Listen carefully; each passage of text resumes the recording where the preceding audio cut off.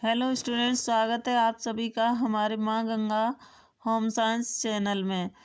तो आज हम बात करने वाले हैं यूजीसी नेट के जो यानी पिछली वर्षों में पीवाईक्यू पूछे गए हैं उसे हम हल कराने वाली हूँ। तो हम देख लेते हैं। पहले से ही पहला प्रश्न है हमारा। पहला प्रश्न कह रहा है पहला प्रश्न कह रहा है कि कपास के रेशे क्या कह रहा है, कपास के रेशे का क्रॉस सेक्शन कैसा होता है। तो कपास के रेशे का क्रॉस सेक्शन कैसा होता है? गोल होता है, त्रिकोणीय होता है, रिबन के समान मुड़ा हुआ होता है, अंडाकार होता है।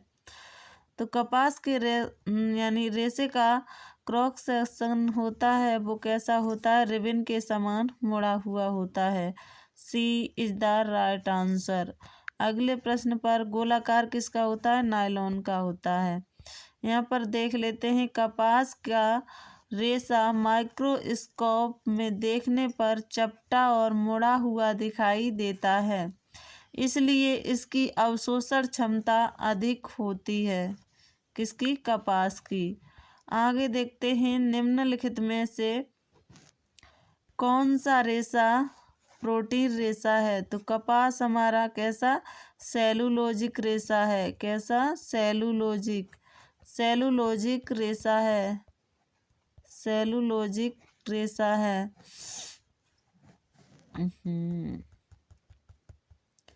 कपास हमारा कैसा? सेलुलोजिक रेशा है।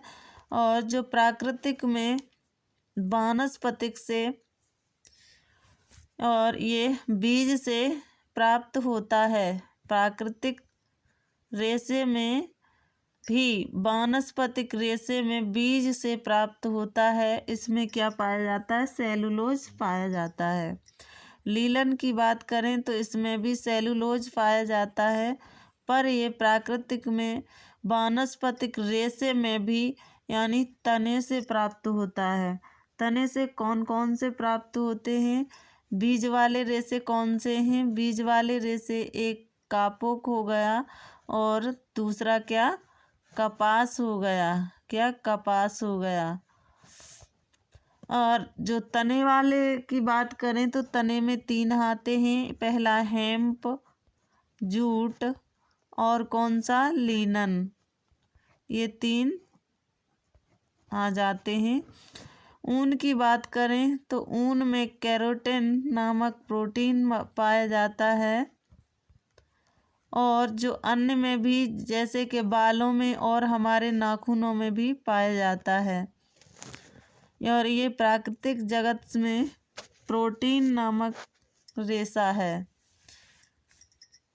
प्रोटीन में भी ये किससे? जानवरों से प्राप्त होता है। जैसे कि ऊंट, भेड़, बकरी और खरगोश जैसे जानवरों से प्राप्त होता है। रेयन हमारा कैसा? ये पुनर्जनित रेशा है। अर्ध कृत्रिम रेशा भी कहते हैं इसे। तो ये हमारा सेलुलोजिक गूदे, बांस की लुगदी आदि से बनाया जाता है। आगे देखते हैं।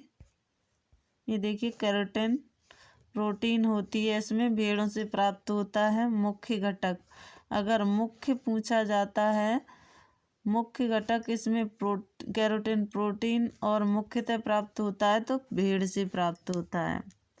अगले प्रश्न की बात करें तो अगला प्रश्न कह रहा है रेयन को किस श्रेणी में रखा जाता है? तो प्राकृतिक श्रेणी में, कृत्रिम श्रेणी में, तो पुनर्जनित रेशा है। पुनर्जनित रेशा है। कैसा है? सिंथेटिक रेशा है। कैसा होगा ये?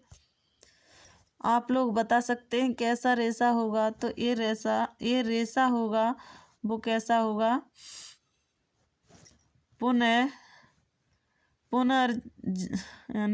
पुनर्जनित रेशा है। पुनर्जनित रेशा है। सी इज द राइट आंसर। सी वाला सही हो जाएगा। कृत्रिम रेशे में कौन कौन से आ जाते हैं? नायलॉन हो गया। नायलॉन, पॉलिस्टर, एक्रिलिन, ये सभी आ जाते हैं। सिंथेटिक में आ जाएगा नायलॉन। कृत्रिम में भी ये सभी आते। प्राकृतिक में हमारा कौन सा? कपास हो गया, कापोक हो गया, और लीनन, और ये सभी इसमें प्राकृतिक में आ जाते हैं। अगले प्रश्न पर आते। इसका जो राइट आंसर है वो सी हो जाएगा। अगले प्रश्न पर आते। अगला प्रश्न कह रहा है रेहन लकड़ी के गूदे सेलुलोज से बनाया जाता है, इसलिए यह प्राकृतिक स्रोत से होकर भी रासायनिक प्रक्रिया से बनता है। क्या है? सेलुलोज। रेहन लकड़ी के गूदे सेलुलोज से बनाया जाता है, इसलिए प्राकृतिक स्रोत से होकर भी रासायनिक प्रक्रिया द्वारा बनता है। अगले प्रश्न पर आते। अगला प्रश्न है बुनाई की कौन सी विधि सबसे अधिक मजबूत कपड़ा बनाती है? कौन सी विधि सबसे अधिक मजबूत कपड़ा बनाती है? तो सबसे पहले साधारण बुनाई, टोइल बुनाई, साटन बुनाई, नीटिंग। तो कौन सी बनाएगी? तो ये B is the right answer, टोइल बुनाई। टोइल बुनाई कैसा? सबसे मजबूत कपड़ा बनाती है। आगे देखते हैं टोइल बुनाई से क्या जीन्स वगैरह बनाए जाते हैं।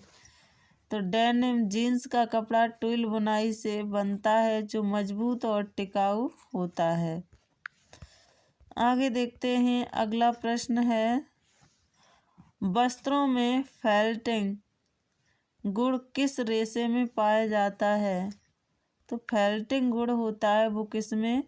कपास में नहीं, रेशम में नहीं, और ऊन में, नायलॉन में। तो जो फेल्टिंग गुण है वो किस में? वूल में पाया जाता है। किस में? वूल में पाया जाता है। सी इज द राइट आंसर। अगला प्रश्न है क्या ऊन के कपड़े गर्म पानी में सिकुड़ जाते हैं क्योंकि उनमें फेल्टिंग गुण होता है। ऊनी कपड़े किसमें? गर्म पानी में सिकुड़ जाते हैं क्योंकि उसमें फेल्टिंग गुण होता है। यह प्रश्न दिया हुआ है। प्रश्न कह रहा है रंग स्थायित्व क्या है? तो रंग स्थायित्व क्या है? तो रंग स्थायित्व का अर्थ होता है कि कपड़े का रंग धुलाई, धूल, रगड़ से खराब न हो। रंग स्थायित्व का मतलब क्या होता है? कपड़े का रंग धूल और धुलाई से खराब न हो। अच्छी गुणवत्ता की साड़ी बार बार धोने से भी रंग नहीं छोड़ती है। ये उदाहरण है। अगला प्रश्न है प्राकृतिक एवं कृत्रिम रेशे की तुलना कीजिए।